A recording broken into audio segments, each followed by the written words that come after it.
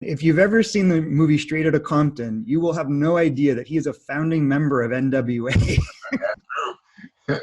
So people saw me as just a rapper, producer, artist, but in parallel, when I was maybe 15 years old, I was really deep into electronics and computers.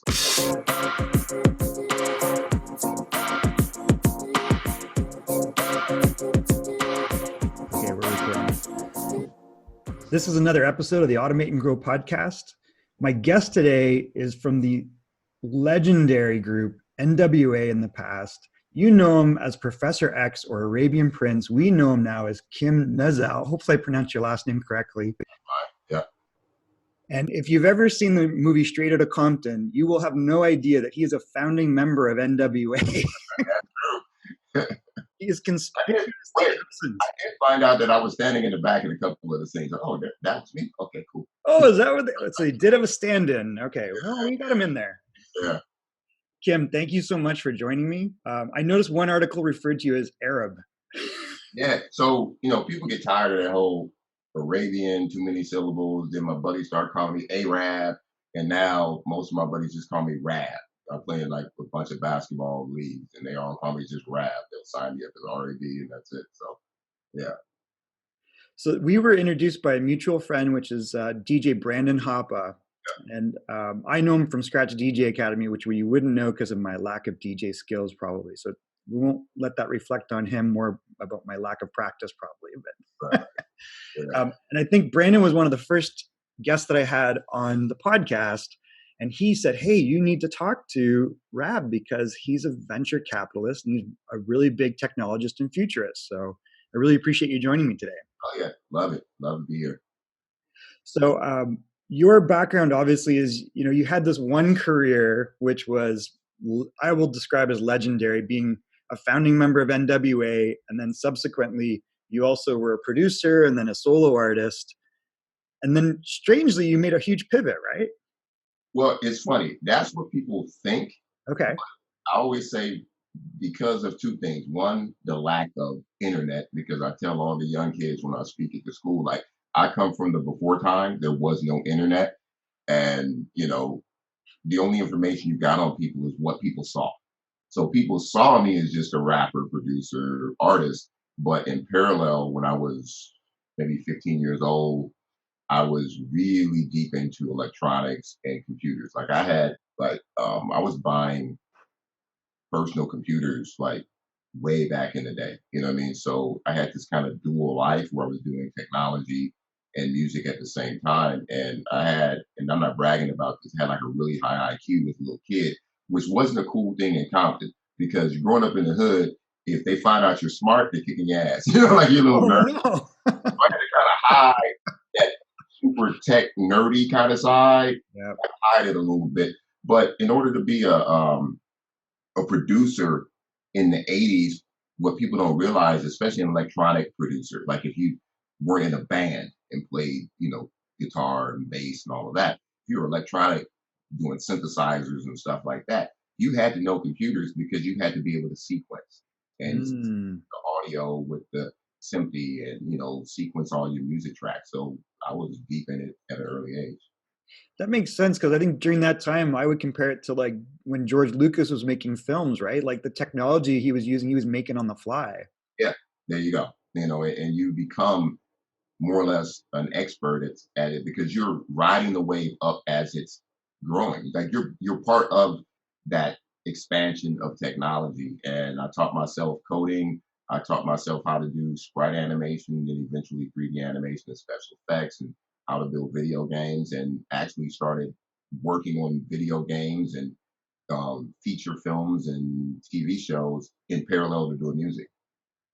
Oh, that's amazing. So since then, you are pretty heavily involved in the Los Angeles venture community, right? Yeah. And what type of ventures are you involved in?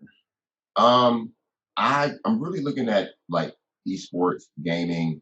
Um, since I'm a self-proclaimed futurist, I'm always looking for what's next. That's why my company's called Innovate Next. Like, what's next? Like, I could give a crap about the next, cell phone that's coming out, or oh yeah, you just made another one of those. No, give me something that's going to change the game Give me something that's going to change our future or actually change people's lives because I'm really into giving back in the community. It sounds corny, everybody says that, but honestly, I really want to change like the homeless situation or how inner city kids learn and grow and like just give me something.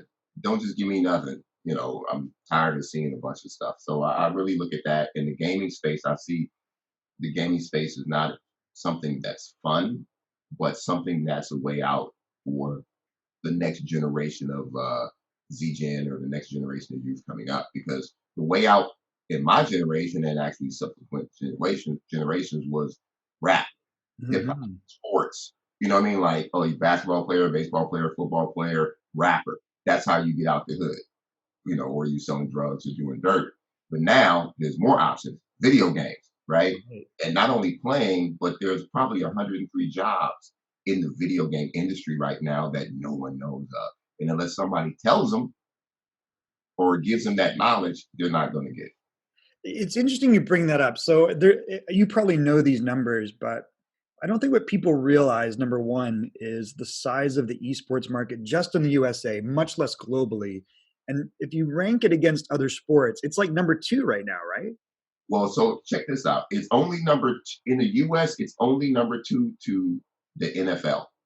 It's bigger than all the other sports. Baseball, Globally, basketball, hockey, soccer, globally, everything. it's the biggest sport in the world. Globally, it's bigger than soccer. Soccer is like the biggest global sport right now, or football, what they call it, Europe. Yep. But it's the biggest because everybody plays games. Not everybody plays soccer. Not everybody plays football or basketball or baseball. But almost everybody on the planet plays games. Even people who tell me that they don't play games, I'm like, when you're sitting in the airport and you're bored and you don't want to watch Netflix or whatever, what do? Oh, I just kind of mess around on, Candy Crush. I play You're a games. gamer. I got you. Or you play puzzle games, you do you do something. Everybody plays some form of a game. And that's the only thing that I can think of that almost everybody does besides toilet paper. So Which is a big problem right now. well, I talk about that. If we had all only invested in Tushy. Oh my God. Yeah. Yeah, they're not a sponsor of this, but if anybody knows, Tushy is like this really inexpensive bidet. Oh wow, I need to check that out. Yeah, I'll send it to you if you haven't seen it. Yeah. Like, anyways, yeah, it's interesting because I have this theory that, and I don't know if this makes sense to you. If you look at university enrollment, it's now 60-40 women to men in the United States.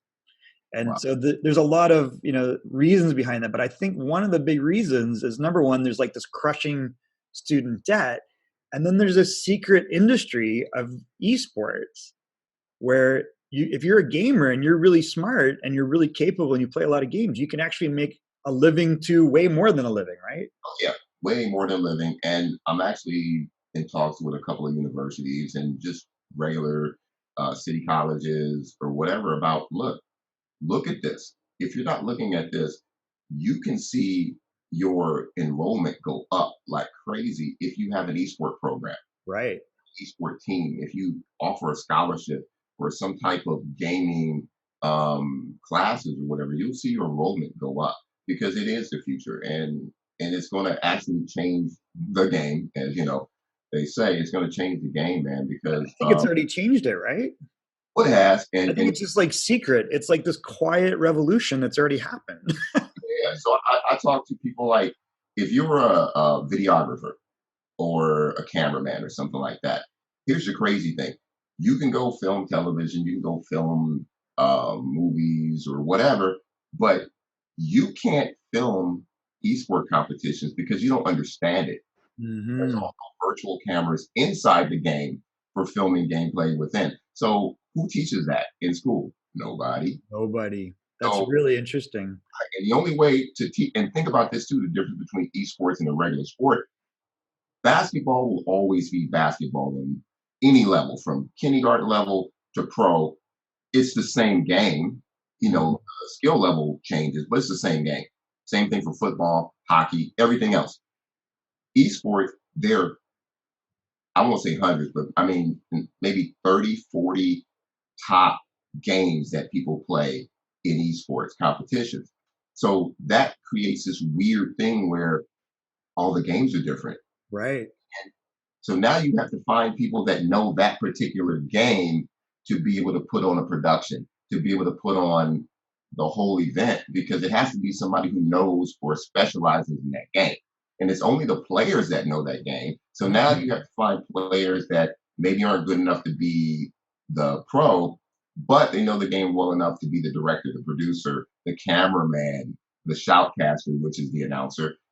So you got to find people in that community who can build that brand and build that production up. So it's really hard, and these schools and these colleges are missing out on a huge opportunity of upping their enrollment, making more money, because if it's a 4-year college, they could get a ton of people wanting to go there because they do have this expansive program. And I see some of the big universities starting to get into it. UCLA, I think Oregon, and a lot of them starting to actually do that. I have a double-edged sword on that because I almost don't want them to. I want them to keep their fingers out of it and let it just Well, the learn about this somewhere else, because it's like, NCAA is trying to put their fingers in it. yeah, well, that's why I want it. They're trying to keep them out, because what happens then is now they can't make money, because right now the teams can make money, Right. but if NCAA gets involved, Mhm.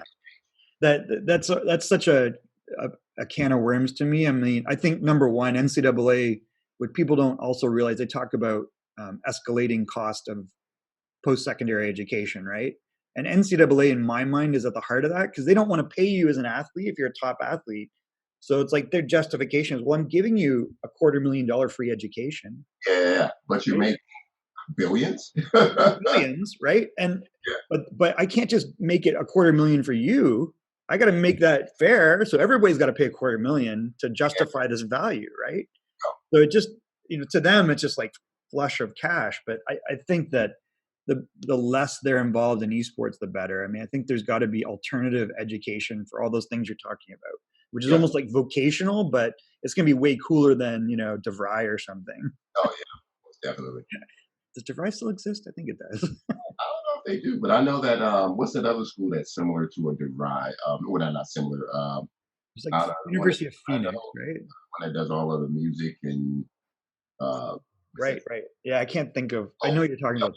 Full Full Sail Sail. University. They just built an esport arena, a There you big go. one, like huge, like big, big, big. And I'm like, they get it, you Well, know. and a lot of NBA guys or a lot of NBA owners, I think, are building these esports stadiums, right?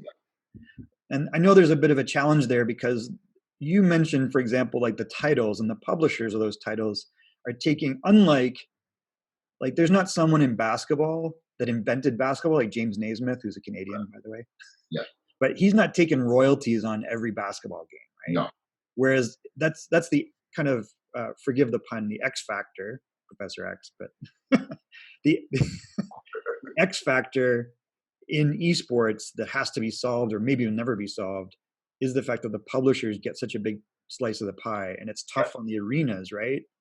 And the guys building these big stadiums to make enough money to justify the investment. So I know a lot of them are kind of struggling, right?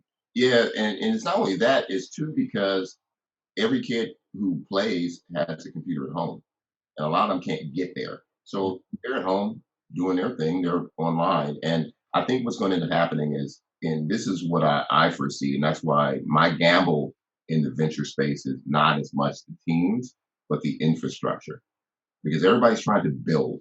And if you put your money in infrastructure and create companies that are building this out, I think it's going to be just as, not huge arenas that make the money, but smaller little centers in neighborhoods so that kids can get to, and not to play, but training centers.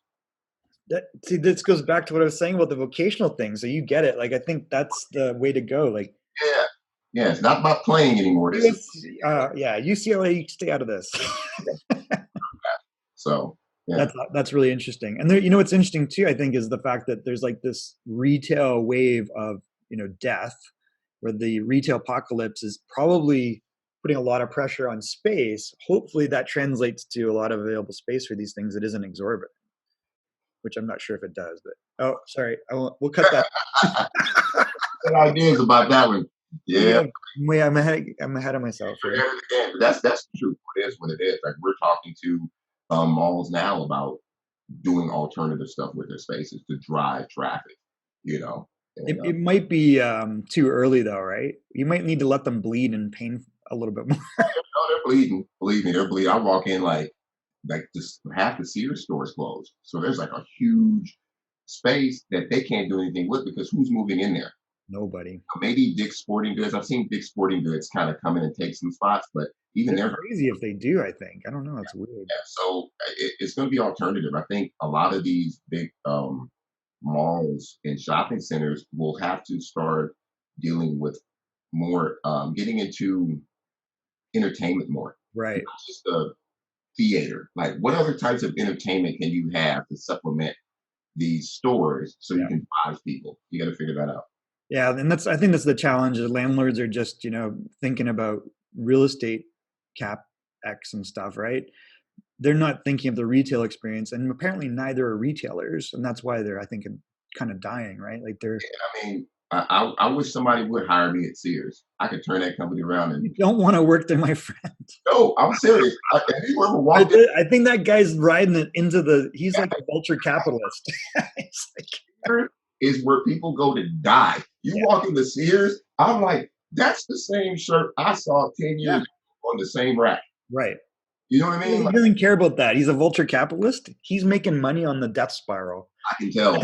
Uh, like put some paint on the walls or something. Like, you know what I He's mean? like, nope. Like, but they don't want to. It's crazy. What was funny about that story is how he used the Kmart asset to do a reverse takeover of the bigger Sears, right? Yeah. And I remember him probably like, was it 13 years ago or something, I guess, on the cover of Business Week. And it's like, is this the next great builder? And I'm like, you don't understand this guy. That's funny. Yeah, it's crazy. So I notice you're also involved in robotics. Yep. Yep. Yep. Yep. Yep. I work with the LAFTC First Tech Challenge robotics competition. They made me the interim president of that, so that's cool. Um, yeah, I'm totally into the robotics, artificial intelligence, anything that has to do with building and creating or designing. I'm totally into that space, and I think that's the push for the future is getting the next generation to understand that they are the creators. They have to create the future instead of just embracing current. Like okay, I got a phone, I got, Right. I'm good. No, what's next? Like what I mean, don't wait for somebody else to do it. Do it and make it happen. So yeah, I think one of the interesting things that happened if we look at it, like, iPhone came out in 2007, and that kind of opened my eyes because I was in the wireless carrier space, and I said, "Geez, this is like way easier than what I've been doing with like building stuff on for wireless carrier networks. I'm just going to go build apps," and that's kind of where I broke out. So if you think about it, it's like really the app market's kind of 10 years old, 11 years old, right? iPad came out basically 10 years ago, and so that is obviously apps are kind of core, but what that did I think is it gave not only companies but individuals this goop to make stuff because they looked at this little application, everyone felt empowered to have an idea and turn it into something. right. Yeah, that's I right. think what you're saying is interesting because have you read Peter Diamandis much? No, So Peter Diamandis, and I write about this in my book, so I'm really just referencing him. He talks about six exponential technologies. And I think what I'm trying to encourage people to do is if you want an impactful venture, not just a feature based venture, you want an impactful venture that understands here's these six exponential technologies, and there's still computers and networks. That's still driving a lot of innovation. I will lump in 5G with that, right? I will lump in quantum computing. I think he might too. But robotics, AI, 3D printing, and then he touches on digital medicine and then synthetic biology. So you're in two of those spaces for sure. yeah, Actually, probably three, right? no, actually four because I'm actually getting into the medical space too. Medical. Okay. Yeah, we're starting a supplement company right now There you go. for people who are in technology because I look at it this way: most people take supplements, for their health, or when they're exercising or working out or when they're in sports or whatever. But there's a lot of people just sitting around stagnant, and you got to create a separate type of, you know, supplementation for the Hmm. few type of people that are in the world. Like technology, like even me, I find myself, even though I play a lot of golf and a lot of basketball, I find myself sitting a long time in front of a computer, you know, Right. and you need supplements for that, for being stagnant. So we're working on some stuff. You know, like I said, you gotta figure out, as we don't want to be Wally. We don't want to be, you know, remember the movie Wally? We That's want to what be I on always think of too, is Wally. a spaceship like this, not moving, and just everything is there. So yeah. Great. You know what's scary is actually a really good movie. Funny enough, like the cartoon Wally, where Yeah, it's what scary. you're referencing is people on a spaceship in chairs where they're so big and they're drinking giant sodas and Yeah, yeah, because they don't have to do anything at all. It's done for them. Everything. You know, it's crazy. yeah, that is crazy. Well, listen, I want to be conscious of your time.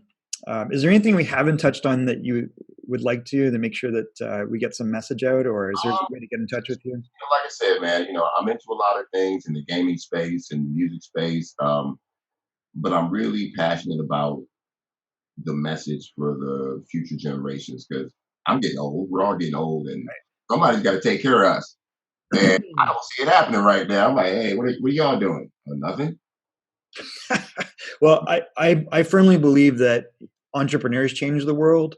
So I want to see people um, focus on the reality of that, which is, listen, if you're, it's funny. I saw a movie. Have you ever seen the movie The Candidate with Robert Redford from 1972? And it's interesting. They've been sneaking it on airplanes.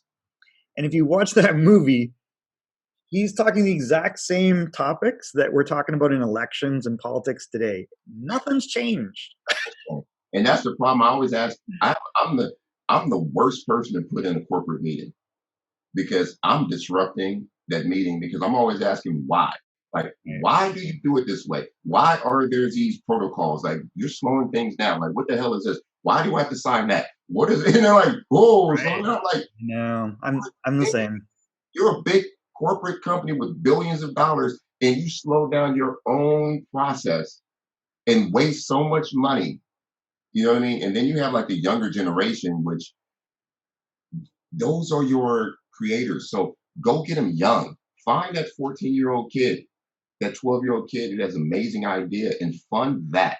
And I'm not saying don't fund the startups that, you know, the guys coming out of universities, but there's ideas everywhere, young kids and elderly people. Start getting out of this box of who you invest in or who you sit down in a pitch meeting and just open your minds and go in the inner city. There's, I call it black gold in the inner city because if you think about this, I'm gonna say this.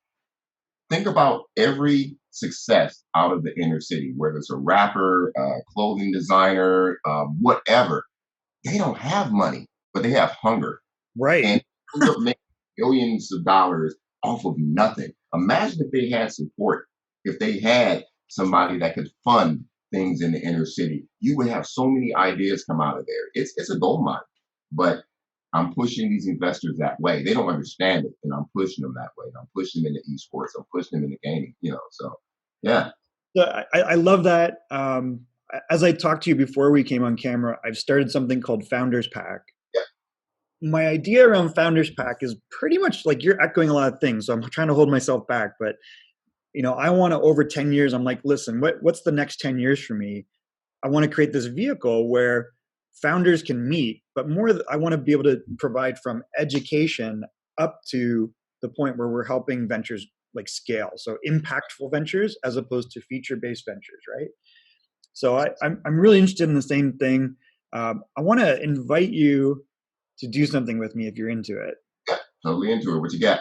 Okay, so this is what I'm thinking is my plan with Founders Pack is to first of all build the community around this Japanese Karitsu model, which is, and people don't understand this Karitsu model that's from the 80s really in lore, but it's really a group of cooperative companies.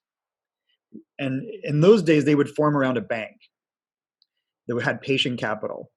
But what I think is we need to educate startup founders. One, yeah, this is how you create an impactful venture about the technologies, right? Jump on one of these transformational technologies. But then I want people to form their own pack, which is allies and alliances, and form around four things: data, relationships, technology, and talent. Hmm. So what I would like to do is I'll talk to you about it offline, but I'm planning on announcing a date in Santa Monica to do the next Founders Pack live event. Okay. And maybe you can come and be the speaker the first 10 minutes. I'd love to do it. I can have it up. Beautiful. I love it. Okay, I'm excited about that. The rest of the agenda, so you know, is rather than doing fireside chats, what we do is we bring in three, startup founders, and we play the founders game. So have you ever seen the dating game from the 70s? Yeah. So the founders game is three founders vying for the love and attention of an advisor or an investor that doesn't see them till after they pick them. Oh, I love it. That's cool. I like that. Yeah. And then the final part is anybody can come and make a 1-minute pitch. So that we'll figure out a date and we'll announce it, but I'd be excited to have you as the feature. Oh, love to be there. Definitely. Okay, perfect. And then we can talk about like if there's other spots that I'm overlooking. Like I'm thinking Santa Monica because it's a startup area, but you probably know other places where this would go over. Because what I really want to do is the same thing you do. Is I want to find young entrepreneurs and teach them. Like, look, you're seeing the final product over here of Google, of Amazon, and all this stuff. This is how you build an impactful venture in the next 10 to 20 years. Yeah. Let's figure it out. There's a lot of places we can do it. I just partnered with the city of Garden Grove, so I'm friends with the mayor of Garden Grove, and were gracious enough to let me come in and actually try and help them become the next technology spot. So we're right next to Disneyland. Like it's crazy. Like most of the hotels for Disneyland are in Garden Grove. Oh, I didn't know that. They get millions of people a year to the hotels, to the restaurants, but that's all they do. And then they go to Disneyland. There's really nothing much in other than that in Garden Grove. So I came in and I'm like, look, let's bring gaming in here and esports in here. Let's bring technology in. Let's get some startups in here. Idea. So without calling it, I coined it, and the mayor was gracious enough to talk about it without calling it Silicon Grove. Holy crap, that's amazing. I love it. We have Silicon Beach, but Silicon Grove makes total sense. Grove, and it's already going. We've already done a bunch of VC pitches there, and we'd love to bring your model there and do something out there as well. Okay, awesome. Let's consider it. We will figure out a date and we will announce it. That's amazing. Cool. Okay, I'm going to wrap up with three things. The first is it's said that you are the sum of the 5 people that you spend the most time with. Who do you spend the most time with? Oh my God, because I don't really spend the most time with 5 people. I'm kind of honestly, man. I'm like almost like a recluse. I'm like, what was that? What was the movie? Hanks. E. Herman. Like I'm a daddy, a rebel. That's what he said. Like seriously, I'm Willy Wonka in the chocolate factory, man. I mean, I'm in the lab. I'm creating. I'm doing my thing. So I mean, there might be 5 facets of me because I'm a Gemini. But yeah, really, I spend most of my time just hunkered down in the lab. Oh, okay. Well, that's totally different. That's great. That explains a lot of things, right? The evil mastermind. Well, not evil. The benevolent. Okay, so the second last thing I'll ask is, how are you, Arabian Prince, changing the world? By giving the knowledge and putting the message out there and not being scared to put the message out there. Like when I speak at schools, I'm not worried about the kids as much as the teachers, the faculty, and the parents. I want them to get the knowledge. They need to understand the change in our world, the change that's going on. So I'm more barking at them saying, hey, hey, hey, listen to these kids. These kids are smarter than you think. They already know what's going on. You got to catch up to them. So I'm not afraid to tell them that and explain to them why and say that you need to maybe teach a little bit differently because this model of teaching now is very slow. Yeah, that's very true. Like, give me the information, and it's like this. So I'm, the knowledge, and it's all about giving back knowledge. That's such a big topic, and maybe we can do another episode on that sometime. Because for me, you just hit the nail on really on the head there. Yeah. Which is, why is there a monopoly on this public education thing? Yeah. There you go. It's too slow. Bureaucracy and this test culture, and there's a lot of other bad things about it. Yeah. I would love, I think the idea behind public education has probably evolved, where it was originally make sure everybody had an education. And I don't think there's a lack of information or opportunities to be educated. So we got to think of something different. Oh yeah, most definitely. We can talk about that one. And I love your answer. So thank you very much. That's amazing. Okay, so we're going to wrap up with one thing, which is when we have amazing guests on the Automate and Grow podcast, we like you to nominate another guest that you know that would be either an expert or an entrepreneur that would be an exciting guest for a future episode. So who would you, Arabian Prince, like to nominate as a future guest? I got one for you. The mayor of Garden Grove. Oh. I'll get you a mayor. How about that one? I'm down with that. Okay, what's his name? Steve Jones. Steve Jones, you've been nominated to be a featured guest of the Automate and Grow podcast. Yes, I'm going to connect you guys. You can make that happen. He's an amazing guy, and he speaks it like it is as well. I love it. Okay, so Steve Jones, you've been nominated, and we're going to talk to you about doing a Founders Pack event there together. There you go. This has been another episode of the Automate and Grow podcast. We will see you on the next episode of Automate and Grow.